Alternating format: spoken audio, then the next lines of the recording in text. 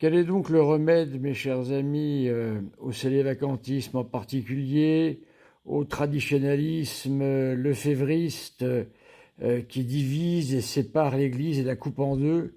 Eh bien, c'est un des livres, il y en a de nombreux autres, hein, mais celui-ci est assez magistral et assez intéressant. C'est une sorte de précis et de manuel. C'est ce livre de l'Église et le ralliement, Histoire d'une crise, 1892-2000, par Monsieur Philippe Prévost aux éditions CEC. Voilà, qui nous explique que ce mouvement de rejet du dogme vient de loin et nous vient depuis Léon XIII en 1892. Si vous dites ça à un sélévacantiste, il va hurler. Si vous dites ça à quelqu'un de la fraternité Saint-Pédis aussi, car leur non-reconnaissance du ralliement leur permet de vivre, bien sûr, parce que eux ne reconnaissent qu'un seul ralliement, Vatican II, mais tout le reste n'existe pas. Et évidemment, c'est là que se trouve le mensonge. Alors, je vais vous lire un petit passage du livre, page 73, chapitre 3. Les conséquences du premier ralliement, celui de Léon XIII. Rappelons que lorsque l'on parle de ralliement, il convient de ne pas commettre d'erreur. Ce n'est pas la République anticléricale, scientiste et officiellement athée qui a rendu les armes. C'est l'Église qui, par la voix de Léon XIII, s'est avouée vaincue en face d'elle.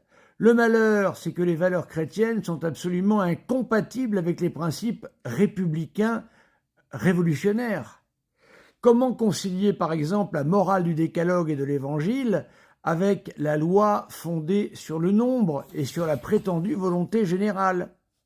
Alors ici, évidemment, nous ne pouvons que nous arrêter sur les fameux coups de menton de tous les sélévacantistes que nous connaissons, les Abosi et compagnie, sur évidemment le Concile Vatican II qui, à lui seul, se serait opposé au syllabus. Mais non, messieurs, hein, et je réponds ici en même temps à Raphaël Drozd, qui est un membre éminent de la fraternité Saint-Pédis, qui ne veut absolument pas croire au ralliement de Léon XIII. Pour lui, ça n'existe pas. Tout a commencé à Vatican II. Voilà, c'est ça leur axiome.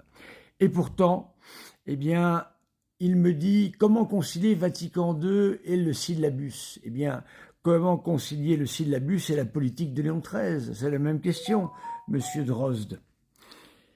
Dans ces conditions, inviter les catholiques à se rallier à la République, c'était les enfermer dans une redoutable contradiction et même dans un piège dont ils ne pouvaient sortir qu'en se reniant pour être de vrais républicains.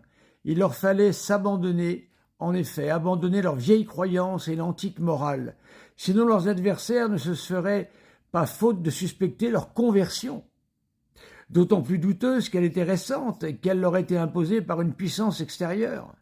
Les ralliés, pour prouver leur zèle de néophytes, allèrent même si loin que Léon XIII en fut effrayé. Il publia en 1901, décidément, Gravès des Communis, lettre dans laquelle il précisait que pour être acceptable, il fallait que la société soit ordonnée à la volonté divine, ce qui n'était manifestement pas le cas en France. Malheureusement, il était trop tard. Le ralliement avait dû son succès en bonne partie à ce qu'il flattait les instincts innés de chacun. Le refus du combat, le goût du pouvoir et les avantages qu'il procure. Les monarchistes avaient été vaincus parce qu'ils avaient défendu des principes. Les ralliés comprirent d'autant plus vite qu'il aurait été stupide d'en faire autant qu'en agissant comme l'avaient fait les conservateurs. Ils se seraient fermés à tout jamais la voie des prébendes et des honneurs de toutes sortes que ménage la participation au pouvoir. Voilà, ce qui a fait dire à un illustre personnage de l'époque du ralliement, qui n'était pas du tout dans la mouvance ecclésiastique, eh bien, si les catholiques étaient convoqués à midi pour se faire botter le derrière par monsieur le préfet, ils arriveraient à midi moins le quart. Voilà ce qu'a donné la politique du ralliement du pape Léon XIII. Mais pourquoi s'étonner? Pourquoi un tel refus de la part de des gens de la fraternité saint-pédiste, tels ce Raphaël Drotz, que vous trouverez sur Facebook, à qui je réponds régulièrement, mais ça ne suffit pas, il me reprend. Alors il se croit attaché à une tradition catholique extraordinaire.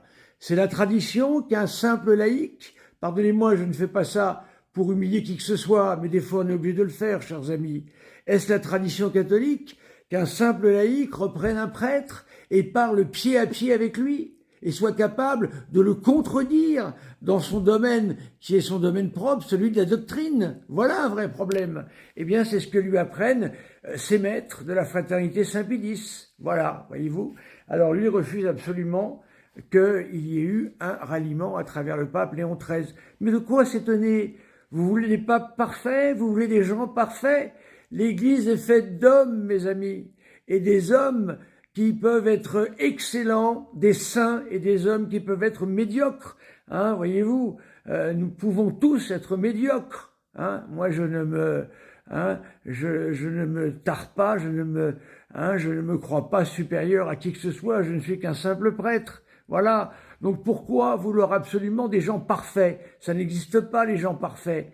C'est l'Église catholique qui est parfaite. Elle est une, sainte, catholique et apostolique, et fondée par notre Seigneur Jésus-Christ. Et comme disait un père de l'Église, elle est dirigée par Dieu comme un char est dirigé par son conducteur. Alors je vous conseille un livre que je vais vous... Voilà.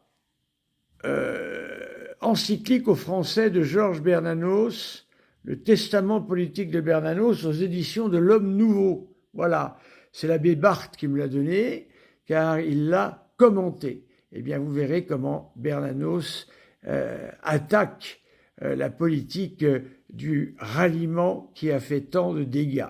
Je vous conseille également un ouvrage que je n'ai pas là immédiatement sous la main de l'abbé Barthes sur la question non pas du ralliement mais des ralliements. Alors nier tous ces ralliements qui ont eu lieu avec le pape Léon XIII et son appel à la République, à s'unir à la République, avec Benoît XV qui a refusé les appels de Notre-Dame, à consacrer la Russie au cœur immaculé, qui entamait en quelque sorte ce que l'on a appelé dans l'Église la Holzpolitik, c'est-à-dire une politique qui conduirait ensuite à la main tendue avec le communisme. Comment nier que Pie XI n'a pas continué cette politique du ralliement au monde avec ce que l'on connaît bien, l'action catholique, qui aujourd'hui n'existe presque plus et qui a fini alliée aux communistes. Au début, elle voulait prétendument lutter contre le communisme. Elle en a fini comme porteur de valise, en quelque sorte, des communistes. Voilà comment tout cela a fini dans un communisme lamentable. Je me souviens d'un prêtre ouvrier qui écrivait dans leur revue, alors qu'il allait bientôt mourir, il y avait une maladie qui allait l'entraîner dans la tombe. Je n'ai eu que 2 fidélités dans ma vie, le Parti communiste et Jésus-Christ. Voilà un beau programme.